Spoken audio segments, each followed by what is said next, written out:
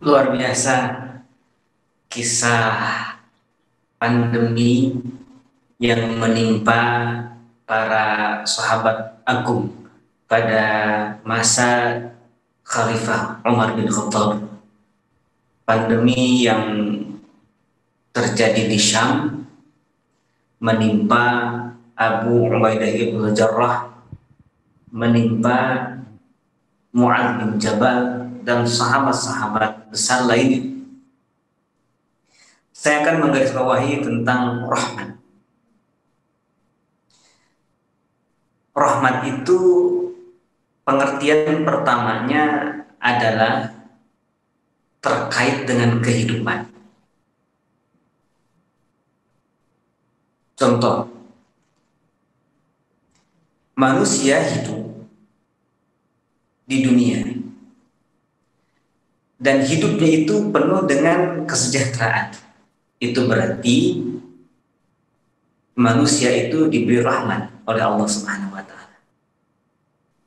Sering saya singgung tentang rahmat Allah Subhanahu wa taala ketika datang menyapa seseorang. Ketika rahmat Allah itu datang, maka tidak akan ada apapun yang membahayakannya. Karena rahmat ini penjaga kehidupan. Kasih sayang Allah ini penjaga kehidupan. Api itu membakar. Berarti secara umum ketika manusia tidak terbakar api, maka dia diberikan rahmat oleh Allah Subhanahu wa taala, disayangi sehingga badannya tidak terbakar. Tetapi ada kalanya ketika Allah berkehendak rahmat itu ada di dalam api. Maka meskipun berada di dalam api, kalau rahmat Allah itu ada di dalamnya, maka tidak akan ada api yang mampu membakarnya. Contohnya Nabi Ibrahim alaihissalam. Ketika dilemparkan ke dalam api, tetapi Allah kasih rahmat kepada Nabi Ibrahim, maka api itu tidak membakarnya. Nah, kata Rasulullah SAW bahwa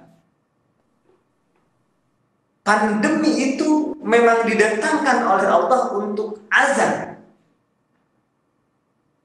berupa azab untuk orang atau siapapun yang dikehendaki olehnya, tetapi itu bisa menjadi rahmat bagi orang-orang yang beriman. Itu kata Nabi dalam riwayat Ahmad tadi. Ini pandemi ini bisa menjadi sebab-sebab kehidupan, sebab-sebab kesejahteraan, sebab-sebab keharmonisan, menjadi sebab-sebab Allah turunkan ampunan, Allah turunkan berkah. Jadi negeri kita ini dengan adanya pandemi akan diberi berkah. Itu rahmatan itu. Jadi rahmatan itu identik dengan sebab kehidupan. Jadi siapa bilang pandemi ini membunuh? Justru pandemi ini memberikan kehidupan. Itu disebut dengan rahmatan. Ya, yang disebut dengan rahmatan. Tetapi sekali lagi kata Nabi, lil mu'minina, bagi orang-orang mukmin. Ketika pandemi datang, tetapi saat itu manusia cepat sekali meresponnya dengan protokol keimanan dan protokol kesehatan. Ada pandemi, lockdown, social distancing, physical distancing, tidak ada yang keluar, tidak ada yang keluar rumah sejak awal-awal, maka tidak akan ada yang terbunuh oleh COVID ini, kira-kira begitu.